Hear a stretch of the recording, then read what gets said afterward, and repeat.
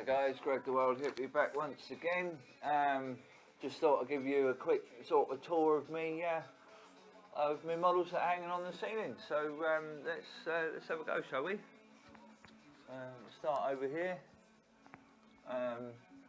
This was it's a Airfix 1/72 scale Heinkel 111. It was the first one I ever properly attempted weathering on, and I am so impressed with it. Yeah, I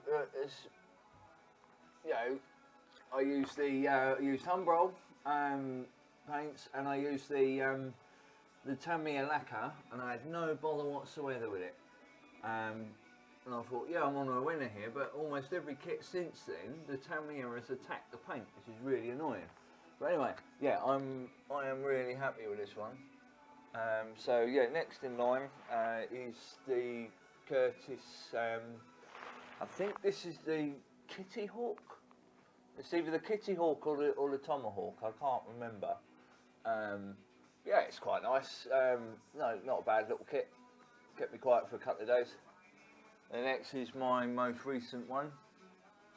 This is my Hawker Hurricane Mark II-C. Again, very happy around this one came out. Didn't have much issues with the with the Tamiya attacking the paint. Just a little bit on that wingtip, but I was able to hide that. So it's just weird how on the other one I was building, it absolutely destroyed it. And then next is it's an old frog kit. This one, Mark 1 Blenheim.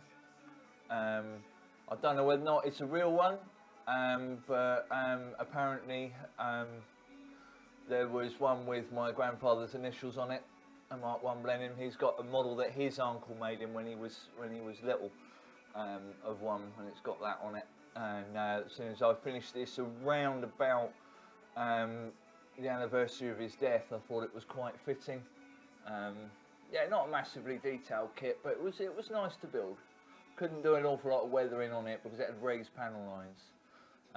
And then next is the first one I built when I got back into this. Mark 1 Spit. It was a starter kit that I found on a car boot sale for a couple of quid. So yeah, got me back into the hobby, that one. And then next you got another Blenheim. This one's a Mark 4. Maybe that's it. Let me get around the other side. Yeah. Right, yeah, so yeah, it's the new tooling, fairly new tooling from Airfix. Yeah, thoroughly enjoyed this one. Hang on, the screen's gone blank, there we go. Yeah, yeah, that was quite an early one. And this one here, Mark 5 Spit. This is part of the Channel Dash box set I was given by a friend. I'm about to start the what's called the Sawfish today, but this one, in my opinion, is my best work. I'm so proud of this one. I'm very, very happy. Everything came out perfectly on that, and it's got a slight gloss finish, which was an accident, but I think that just really adds to it. Next up, it's not a Harrier. It's the P1127. My grandfather worked on these at his time at Hawker's Aviation in the late 50s, early 60s, whenever it was. Right, back in a minute, someone's at the bloody door. Right, yeah, sorry about that, that was a next door neighbour. Yeah, this is quite a rare kit now. This is one of the later editions, Airfix 1/72, well, not all my aircraft are 1/72. But yeah, got it on eBay. I probably paid far too much money for it, but I really wanted to build one, so I don't mind. With postage, I think I spent nearly £20. None of it fit together very well. There's loads of filler on it, and the little bit inside the air intake I had to scratch build because the one that came with the kit just didn't fit. But yeah, I adapted it. I cut out the flaps here and put them down. But yeah, I enjoyed that little build. It's not amazing, but it's nice to have one in honour of my granddad. Right, next one. this one was a lot of fun, but you can't guess what that is. Answers on a postcard. Took me ages to find pilot figures for it, because the Revell kits don't have pilots in them. Trying to get on an angle where you can actually see him. I quite like that one. I was going to give him a long flowing white scarf, but I just couldn't really make it look realistic in the end. But yeah, that was a fun little kit. And then we got Camel. Yeah, this one was one of the first ones that I did with the Tamiya that I had a problem with. But yeah, well, you can see that's quite difficult. Yeah, but yeah, it's the first one I ever attempted doing rigging on, and yeah, there was a couple of slack ones, but for a first attempt, it's not too bad. And then coming down here, yeah, trying not to stand on anything. Got another Spitfire Mark 1. Another one I'm quite impressed with. Very happy with how the weathering came out on that one, and the fact it's got a slight gloss. HMS hood on a failed plasticine, Play-Doh base. I thought if I mixed a load of PVA glue in with it and then varnished it with loads of PVA glue, it wouldn't dry and crack, but I was wrong. So one day I will buy some proper plasticine and redo that. I mean, if it wasn't cracked, then it would look absolutely beautiful the way the PVA glue was stretched. And then got Francis Drake's pirate ship, because he was a pirate, the Golden Hind. The replica one I made with my granddad when I was about 13. And then, I should have tied it up before I did this, but yeah.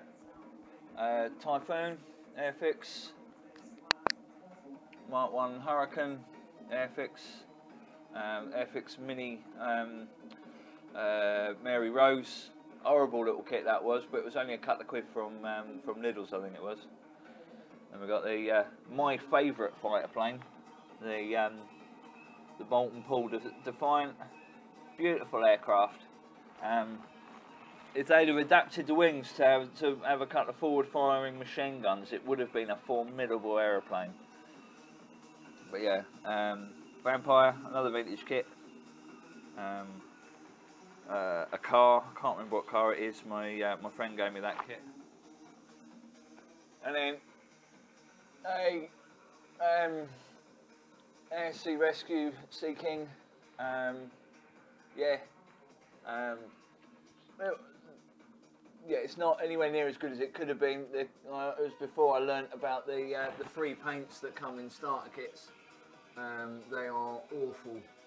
So I lost all the panel detailing on that, and then the glass at the front ended up fogging up somehow. I don't know what I did, but it fogged up. But if you can see it, it's got a full crew, and then yeah, I made a little chap on a stretcher and a matey rescuing him. I thought that was quite a cool idea. And then, right, and I'll try not to kill myself again. Bear with me. Thinking phone trying to massacre me. Right, yeah. Yeah, one of my more later ones, Handy Page Hamden. It's quite difficult to get at because of the light from the window. But yeah, the Flying Tadpole, or the Suitcase. Beautiful aeroplane. I never really knew much about them before. I saw this kit going cheap. I wouldn't recommend it because it's one of the Airfix old ones in a new box. You know, you see the shiny new box and then you open it and you go, oh, it's an old one. But yeah, it was a good fun little project. I'm quite happy with it. And then next is a Mustang. I think this is the